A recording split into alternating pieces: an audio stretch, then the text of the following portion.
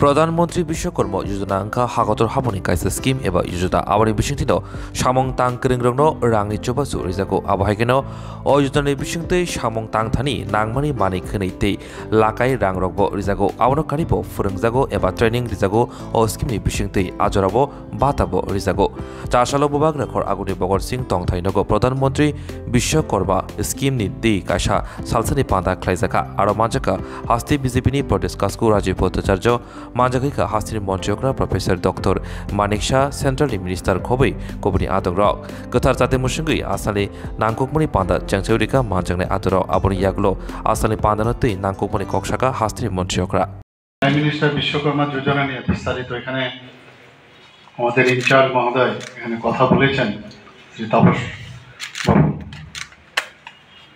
আমি একটা কথাই বলবো যে মাননীয় প্রধানমন্ত্রীজি মানে বিভিন্ন যোজনা বিভিন্ন ফ্ল্যাগশিপ স্কিম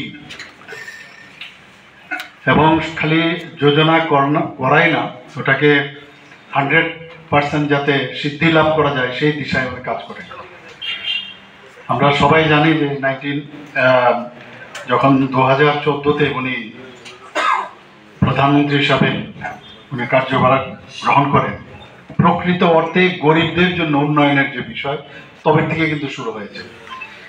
এর আগে আমরা বিভিন্ন ধরনের গরিব কল্যাণে অনেক স্কিম অনেক কিছু আমরা শুনতাম, কিন্তু মাননীয় প্রধানমন্ত্রীজি যবে থেকে প্রধানমন্ত্রী হন তবে থেকে আমরা দেখলাম বিভিন্ন যেসব জনধন প্রকল্প থেকে আরম্ভ করে লাস্ট এই বিশ্বকর্মা যোজনা,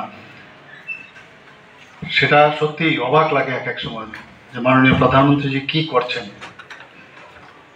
এবং আমি যেটা বললাম উনি যে কথাগুলো বলেন যে 18 যে আমাদের বিভিন্ন শ্রেণীর যাদের কথা কেউ কখনো ভাবেননি সেটা মাননীয় প্রধানমন্ত্রীজি ভাবলেন এবং করেও দেখালেন।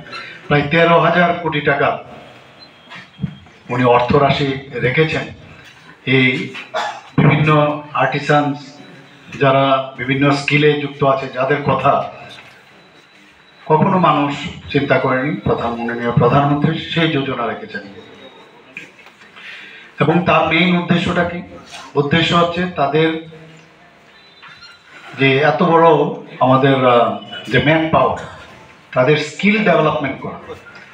কাজ করে অনেকেই, কিন্তু তাকে আরো বেশি উন্নত থেকে উন্নতর করার যে স্কিল ডেভেলপমেন্টের মাধ্যমে ওনাদেরকে ট্রেনিং দেওয়া হবে এবং বিভিন্ন কিটসের জন্য পয়সা দেওয়া হবে, বিভিন্ন এভরি ডে যখন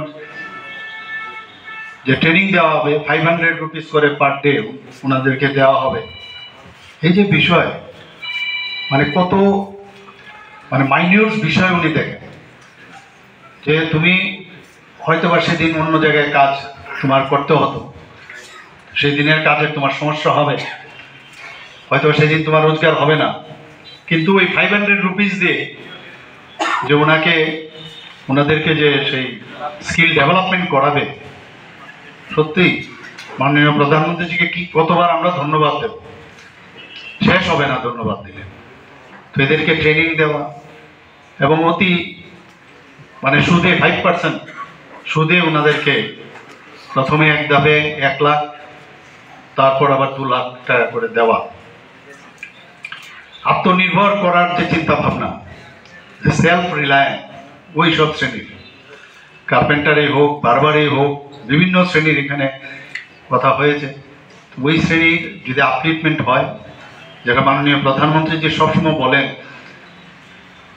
যে লাস্ট মাইল, যেখানে লাস্ট মাইলের যে ব্যক্তি তার যদি উন্নতি হয়, সমাজের যদি সবার সার্বিক উন্নয়ন হয়, তবেই এই রাজ্য উন্নত হবে, দেশও উন্নত হবে। সেই দিশায় উনি কাজ করছেন, সিরিয়াসলি বিষয়টা দেখছেন উনি। প্রধানমন্ত্রীজির আমরা সবাই জানি যে বিকশিত ভারত সংকল্প যাত্রা শুরু হয়ে গেছে। ওনার যে এই ভ্যান আমাদের ত্রিপুরাতেও প্রায় 16টার মতো ভ্যান চলে এসছে। সমস্ত ত্রিপুরার ভিসি হোক, আমাদের গ্রাম পঞ্চায়েতে হোক, ডিস্ট্রিক্ট হোক, সাব ডিভিশনাল এরিয়াই হোক, স্টেটেই হোক, কর্পোরেশনই হোক, সমস্ত জায়গায় মিউনিসিপ্যালিটি, নগর পঞ্চায়েত সব জায়গায় এই ভ্যান ঘুরছে। তার মেইন উদ্দেশ্যটা কি? যে আমি 2014-র পর থেকে আমি 9.5 বছর ধরে আমি যা স্কিম এবং যে ধরনের ফ্ল্যাগশিপ স্কিম আমি করেছি, প্রকল্প করেছি, সেগুলো মানুষের এখনো অনেক অজানা, অনেকে জানেন না, আমরাই জানি না অনেকে। তো এক তো আমরা যদি এর মধ্যে সবাই ইনভলভ হয়, বিশেষ করে পার্টির গভর্নমেন্ট করবে, গভর্নমেন্ট তো তার কাজ করবে, যে কারণে বারবার আমি মাননীয় সভাপতি রাজীব বাবুর সাথে আমি কথা বলেছি এবং সেভাবে আমাদের কাজ চলছে। মাঝে মাঝে হয় যে গভর্নমেন্ট প্রপারলি যোগাযোগ হয় না, কিন্তু আমাদেরও যারা এখানে আছে তাদেরও উচিত সবাইকে গভর্নমেন্ট থেকে কাজটা বুঝে নেওয়া এবং ওদের সাথে থাকা।